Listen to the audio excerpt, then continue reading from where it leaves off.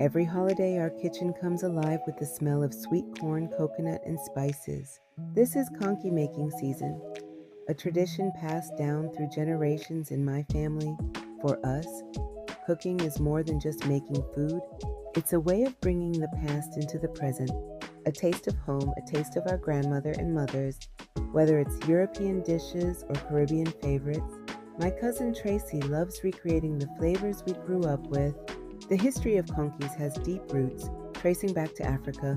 Before enslaved Africans were brought to the Caribbean, they had already perfected the art of making steamed cornmeal dishes wrapped in leaves. These dishes, though known by different names, all share a similar process and purpose, nourishing communities while preserving tradition. In Ghana, a dish called kenke is made from fermented corn dough and wrapped in banana leaves or corn husks before being steamed. In Nigeria, moi moi is a steamed dish made from ground black-eyed peas, often wrapped in leaves for cooking. In Cameroon, koki corn is a steamed cornmeal dish made with palm oil and spices, also wrapped in banana leaves.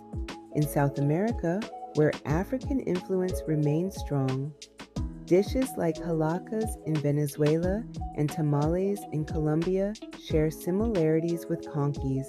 When enslaved Africans arrived in the Caribbean, they adapted their knowledge to new ingredients like pumpkin, sweet potato, and coconut, creating what we now know as conkies. During colonial rule, many African traditions were erased, but not conkies. They became a symbol of resilience and celebration, especially for Barbados Independence Day on November 30th. Other Caribbean islands also have similar versions. Ducuna in St. Vincent and the Grenadines, and Paime in Trinidad and Tobago. My Aunt Gwen likes things done the traditional way, and while Tracy and I were working away in the kitchen, she reminded us of how her mother, our grandmother, made conkies. She explained how Grandma would grate fresh coconut and pumpkin by hand, mix the cornmeal with warm spices, and wrap each conky in banana leaves. No shortcuts, just patience and love, and they never wasted anything. Waste not, want not, our grandmother always said. That's why we still use every part of the banana leaf, including the stem.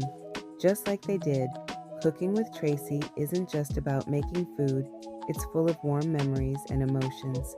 I remember when she made breadfruit cuckoo with lamb gravy. It brought back our grandmother's secret flavors of love.